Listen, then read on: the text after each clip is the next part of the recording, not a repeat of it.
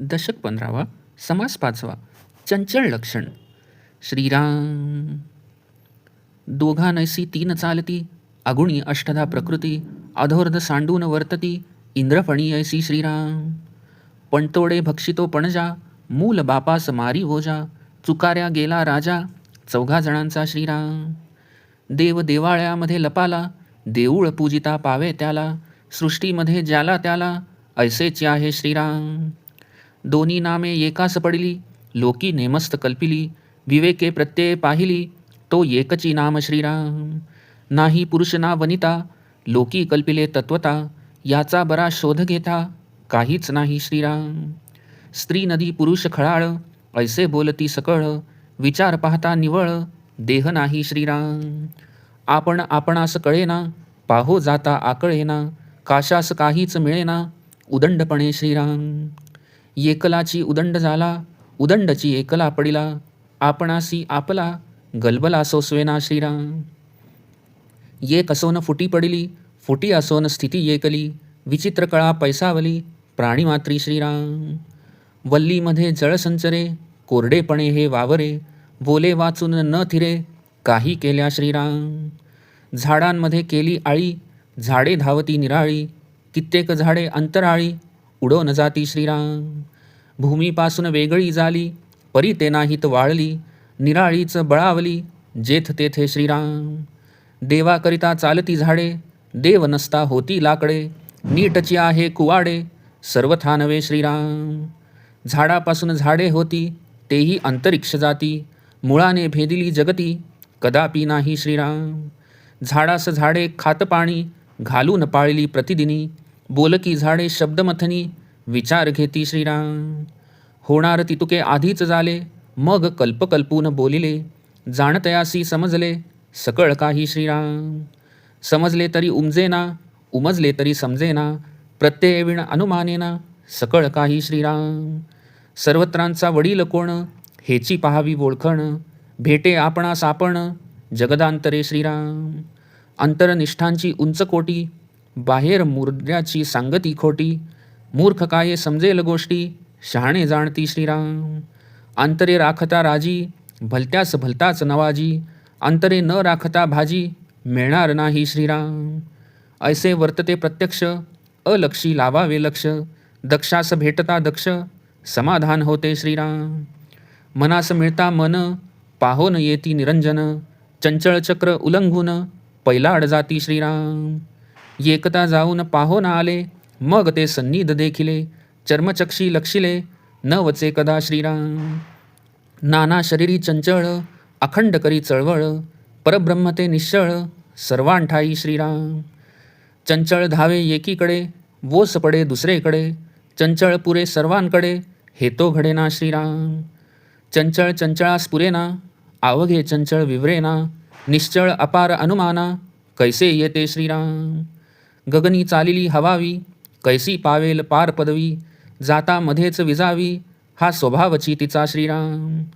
मनोधर्म एकदेशी, कैसा आकळील वस्तुसी, निर्गुण सांडून अपेसी, सर्व ब्रह्म म्हणे श्रीराम.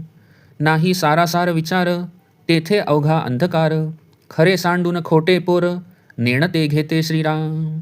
ब्रह्मांडाचे महाकारण, तेथून हे पंचीकरण, महावाक्याचे विवरण, वेगळे असे श्रीराम.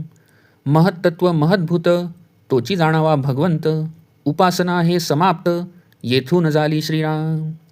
कर्म उपासना आणि ज्ञान, त्रिकांड वेद हे प्रमाण, ज्ञानाचे होते विज्ञान, परब्रह्मी श्रीराम. इति श्रीदासबोधे गुरुशिष्य संवादे चंचळ लक्षण निरूपण नाम समास 5वा समाप्त.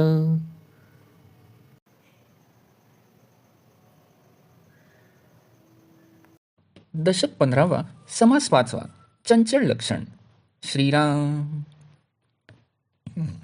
श्री समर्थ म्हणतात की वायू आणि जाणीव, प्रकृती आणि पुरुष या दोघांच्या प्रेरणेने सत्व रजतम हे त्रिगुण त्रिदेव या अगुण गुणातीत अशा परब्रह्मात वागत असतात. ज्याप्रमाणे इंद्र म्हणजे मांजर आणि फणी म्हणजे सर्प एकमेकांवर टपून असतात, त्याप्रमाणेच ही सूक्ष्म चंचळ अष्टधा प्रकृती अधजड पांचभौतिकाला आणि ऊर्ध्वनिश्चय स्वरूपाला सोडून मध्यभागी खेळ करीत असते. तात्पर्य: चंचळ अंतरात्मा पूर्णपणे जडत्व आणि निश्चळत्वही पावत नसून या दोघांच्या मध्यभागीच वावरत असतो. वायू हा पंजा, अग्नी हा अजा, आप हा बाप आणि पृथ्वी हे मूल. पंजा पणत्वंडांना खाऊन टाकतो, म्हणजे 4 महाभूते एकात एक लय पावतात हे जाणावे. तर मूल बापाला सहज मारते, म्हणजे त्रिगुणांची लीला इथे वर्णन केली आहे. चौघांचा राजा चुकाऱ्या गेला असे म्हटले आहे. येथे राजा म्हणजे आकाश, म्हणजेच अंतरात्मा होय. हा या लीलेत जणू नाहीसा झालेला, दुर्लक्षित झालेला दिसतो. देव म्हणजे अंतरात्मा हा देवालयात म्हणजे देहात लपलेला असतो. देवळाची पूजा केली की ती देवाला पावते. सृष्टीमध्ये सर्व प्राण्यांमध्ये हीच गोष्ट दिसून येते. प्रकृती आणि पुरुष ही दोन्ही नावे वस्तुतः एका मायेचीच आहेत. लोक दोहोंची कल्पना करतात, पण विवेकाने प्रत्यय घेऊन पाहिल्यावर दोन्ही एकाचीच नावे आहेत हे कळते. नावाप्रमाणे तेथे कोणी पुरुष अथवा स्त्री नाही.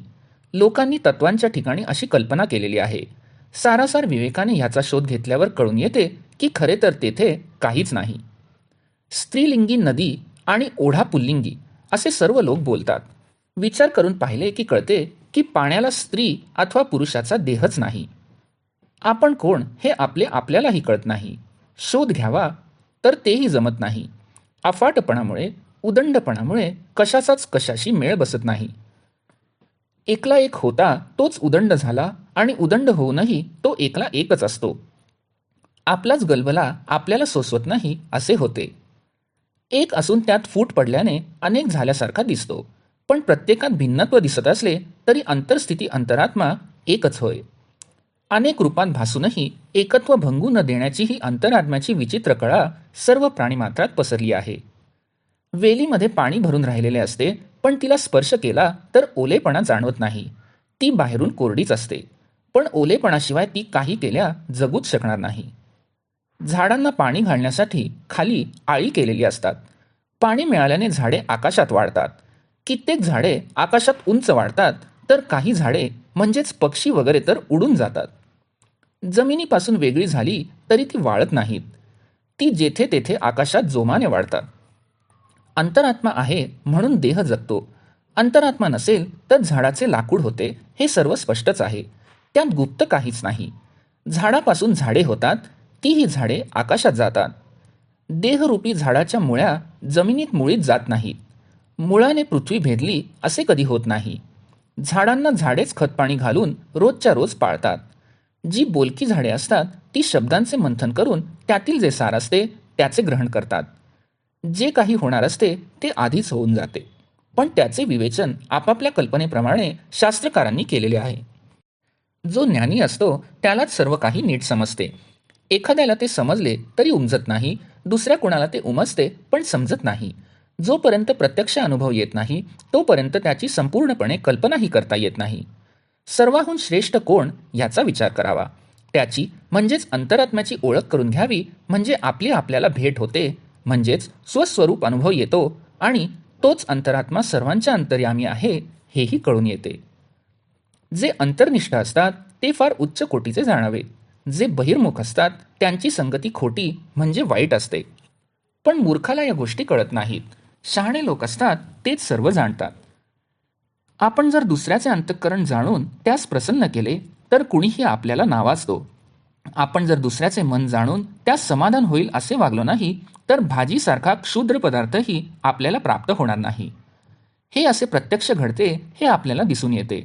म्हणून अलक्ष अशा परब्रह्माकडे लक्ष लावावे, त्याचे अनुसंधान ठेवावे.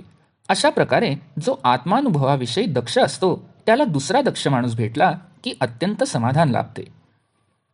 गुरु शिष्यांचा ऐक्यभाव झाला, मनास मन मिळाले की त्या निरंजन परमात्म्यास पाहता येते आणि मायेचा म्हणजे मीपणाचा सर्व उपद्व्याप ओलांडून पलीकडे जाता येते.